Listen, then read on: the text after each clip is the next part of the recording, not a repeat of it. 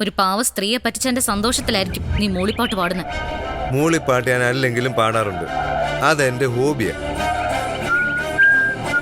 നിർത്തടാ. എന്നിട്ട് പാട്ടൊന്നും കേൾക്കാനല്ല ഞാൻ വന്നത്. ആ സ്വർണ്ണം എവിടെയുണ്ട്?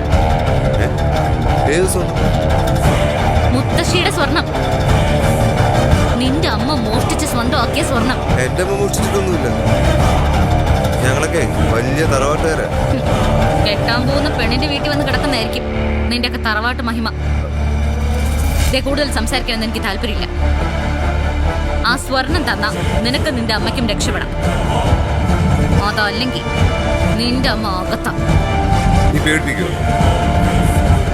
പറഞ്ഞതുപോലെ തന്നെ ഞാൻ ചെയ്യുമെന്ന് നിനക്കറിയാലോ. അനുഭവം കൊണ്ട് പഠിച്ചില്ലെങ്കിലേ ഞാൻ പിന്നെ അത് പഠിപ്പിക്കും. നിന്റെ അമ്മയുടെ യാത്രാ റൂട്ട് മുഴുവൻ മൊബൈലിൽ വെച്ച് ട്രാക്ക് ചെയ്യാൻ ഞാൻ വിചാരിച്ചാൽ സാധിക്കും. അത് വെച്ച് എവിടുന്ന മുക്കുവണ്ട ഉണ്ടാക്കിയെന്ന് കണ്ടുപിടിക്കാനും എനിക്ക് പറ്റും.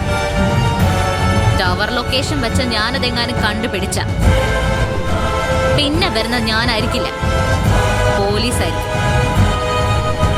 അതിനൊക്കെ ശ്രമിക്കണം. എനിക്കറിയില്ല അമ്മ ആ സ്വർണ്ണം എടുത്തിട്ടുണ്ടോ.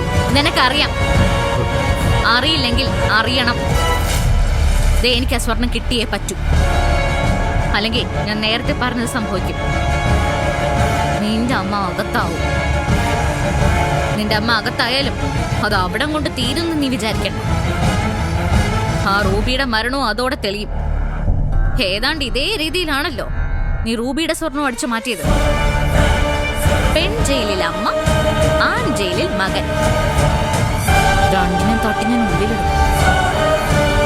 അത് വേണോന്ന് രണ്ടോന്ന് ചിന്തിക്കും.